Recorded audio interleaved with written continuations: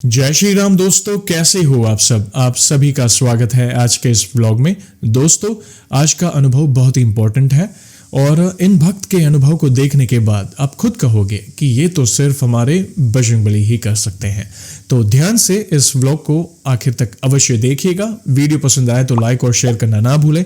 नहीं हो तो चैनल को सब्सक्राइब करें। जय श्री राम का नारा लगाकर बेल आइकॉन को अवश्य दबाएं ताकि आने वाले नए नए इंटरेस्टिंग व्लॉग्स हमारे फैमिली से जुड़े हो, Q&A वाले हो या फिर ऐसी प्रभु से जुड़ी कोई अद्भुत कथा क्यों ना हो, आप सबसे पहले देख सकें। दोस्तों, वीडियो में आगे बढ़ने से पहले आइए जानते हैं पिछले अनुभव वाले व्लॉग में पूछे गए सवाल का सही उत्तर। सवाल था, हनुमान जी का सुप्रसिद्ध सिरोली महावीर मंदिर कहां स्थित है।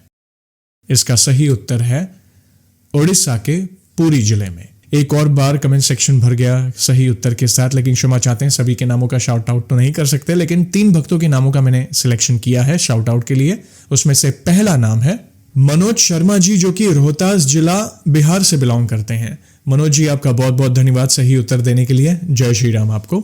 दूसरा नाम है नीता कुमेटी जी, जो कि नारायणपुर छत्तीसगढ़ से बिलोंग करती हैं।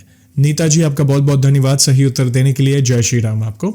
और तीसरा नाम है सतीश कुमार मोदी जी, जो कि हनुमानगढ़ जंक्शन राजस्थान से बिलोंग करते हैं। सतीश कुमार जी, आपका बहुत बहुत धन्यवाद सही उत्तर देने के लिए। जय श्री राम आपको। और आज का सवाल है, हनुमान जी का सुप्रसिद्ध हनुमान चालीसा पाठ किस भाषा में है। सही उत्तर कमेंट में अवश्य दीजिएगा और सही उत्तर के साथ आप अपना पूरा नाम दीजिएगा। फर्स्ट लास्ट नेम दोनों दीजिएगा, क्योंकि कई लोग नाम लिखना ही भूल जाते हैं या मात्र फर्स्ट नेम लिखते हैं। तो आप अपना पूरा नाम मेंशन करिए और आप कहां से बिलोंग करते हैं, यानी किस गांव के शहर से बिलोंग करते हैं, वो भी मेंशन करिएगा। आइए दोस्तों, जानते हैं आज के अनुभव को। मेरा नाम आरती वर्मा है और मैं देवभूमि उत्तराखंड की रहने वाली हूं। वैसे तो हनुमान जी की कृपा मेरे और मेरे परिवार पर कई बार हुई है, उनमें से कुछ आपसे आज मैं शेयर करना चाहती हूँ। भैया, कुछ सालों पहले हमारी सिटी में डेंगू फैल गया था। डेंगू की वजह से बहुत लोगों की जान भी गई थी। उसी दौरान मेरी छोटी बहन को बुखार आ गया, मगर हमने डेंगू को सीरियसली नहीं लिया। हमें लगा कि यह नॉर्मल बुखार है जो ठीक हो जाएगा। लेकिन 4 दिन के बाद मेरी बहन की तबीयत बहुत खराब हो गई। हम उसे तुरंत हॉस्पिटल ले गए, जहां उसे एडमिट किया गया। जब रिपोर्ट आई तो उसे डेंगू बताया गया और साथ में हेमोग्लोबिन भी कम आया, जिसकी वजह से उसकी हालत बहुत ज्यादा खराब हो गई थी। हॉस्पिटल में रोज ब्लड टेस्ट होता और रिपोर्ट में हेमोग्लोबिन कम हो जाता। डॉक्टर भी आता और देखकर चला जाता। डॉक्टर ने हमें बहन को ब्लड चढ़ाना होगा ऐसा कुछ बोला ही नहीं, जिस कारण मेरी बहन की तबीयत बहुत ज्यादा खराब हो गई और उसके होठ भी नीले पड़ गए थे। बहन की ये हालत देखकर मेरी मम्मी बहुत रोने लगी। तब मेरी मौसी का फोन आया। वो बजरंगबली को बहुत मानती है। उन्होंने कहा कि मेरी बहन के ऊपर से 5 रुपए लेकर 7 बार उतार कर मेहंदीपुर बालाजी की हाजिरी लगा। तो हमने वैसा ही किया। बहन की तबीयत बहुत खराब होने लगी। उसका शुगर भी बहुत बढ़ गया था। फिर हमारे पड़ोस में एक भैया रहते हैं। उन्होंने अपनी जान पहचान के एक डॉक्टर को हमारे पास भेजा। डॉक्टर ने जब बहन का चेकअप किया तो तुरंत कहा कि बहन को ब्लड चढ़ाना होगा और तुरंत ब्लड लिख कर दिया। बालाजी की कृपा से ब्लड मिल भी गया। फिर बहन को ब्लड चढ़ाया गया। तब जाकर उसकी सेहत में सुधार आया और मेरी बहन बालाजी की कृपा से घर आ गई। पर मुसीबत यहाँ खत्म नहीं हुई। कुछ दिन बाद मेरी मम्मी को भी बुखार आ गया। टेस्ट करवाने पर पता चला कि उन्हें भी डेंगू हो गया है। उनकी भी तबीयत बहुत खराब हो गई। हम उन्हें तुरंत हॉस्पिटल ले गए। हॉस्पिटल वालों ने उन्हें आईसीयू में एडमिट करना होगा ऐसा कहा, पर डेंगू के चलते वहां आईसीयू फुल था। फिर हम दूसरे हॉस्पिटल में गए। वहां मम्मी को आईसीयू में रखा गया। उनकी हालत बहुत खराब हो गई थी। फिर मैं जब मम्मी को आईसीयू में मिलने गई तो मैंने चुपके से मम्मी के ऊपर से 5 रुपए लेकर 7 बार उतारकर बालाजी की हाजिरी लगा दी। उसके कुछ समय बाद मम्मी को आराम होता गया और मम्मी भी जल्द ठीक होकर घर वापस आ गई। फिर कुछ समय बाद हम मेहंदीपुर बालाजी गए और प्रभु के दर्शन करके आए और प्रभु को बहन और मम्मी की अच्छी सेहत के लिए धन्यवाद भी किया और प्रभु से एक ही प्रार्थना की कि हे प्रभु, हम सबके जीवन की डोर आपके हाथों में है। बस ऐसे ही हमारे परिवार की रक्षा करिएगा। उसके बाद कोरोना टाइम में भी बालाजी ने हमारे परिवार की बहुत रक्षा की। हमारे घर में सबको बुखार हो गया था, पर हनुमान जी की कृपा से सब ठीक हो गया। उसी दौरान मेरी बहन के पेट में इन्फेक्शन हो गया था। वो पूरी रात चिल्ला रही थी।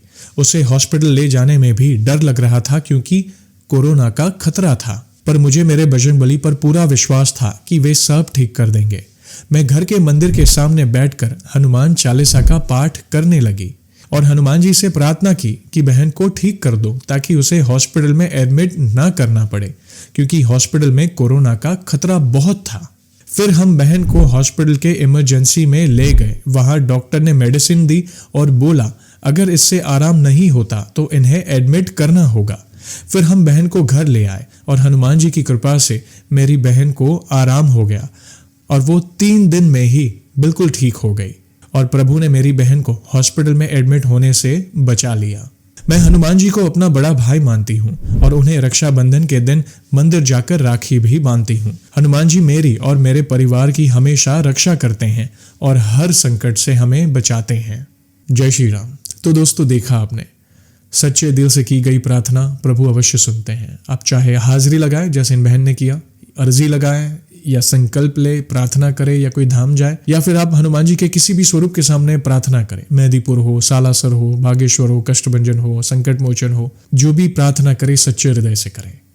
संकल्प भी ले रहे हैं, हाजिरी भी लगा रहे हैं, वो सच्चे हृदय से करें, प्रभु अवश्य सुनेंगे। देखा ना आपने, कितना असंभव लग रहा था इनका कार्य। बहन की हालत खराब, माता जी की हालत खराब, घर में सभी की हालत खराब थी, मगर फिर भी प्रभु ने ऐसा रक्षा कवच बना दिया, उनकी सुनी और उनकी रक्षा की। तो ऐसे ही है हमारे बजरंगबली। और दोस्तों, आप सभी को तो पता ही है कि व्लॉग को हम ऐसे ही एंड नहीं करेंगे। प्रभु के नाम का गुणगान जो करना है, आज भी मैं बहुत ही अद्भुत पंक्तियां लाया हूं, आपके दिल को छू जाएगी ये पंक्तियां। तो आइए शुरू करते हैं। बोलिए सियावर रामचंद्र की जय, पवन सुत हनुमान की जय। अब सौंप दिया ऐसे जीवन का, सब भार तुम्हारे हाथों में है, जीत तुम्हारे हाथों में और हार तुम्हारे हाथों में। मेरा निश्चय है बस एक यहीं, एक बार तुम्हें पा जाऊं मैं, अर्पण कर दूं दुनिया भर का, सब प्यार तुम्हारे हाथों में।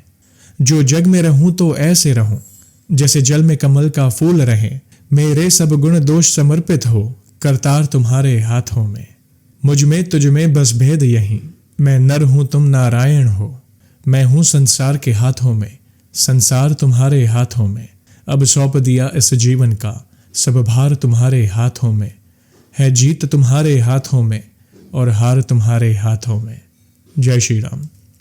अद्भुत पंक्तियां दोस्तों, दिल को छू गई है। दोस्तों, ये पंक्तियां आपको कैसी लगी और इन बहन का अनुभव कैसा लगा, प्लीज अपने विचार कमेंट के माध्यम से मुझे अवश्य बताएं। वीडियो पसंद आई हो तो लाइक और शेयर करना ना भूलें। नए हो तो चैनल को सब्सक्राइब करें।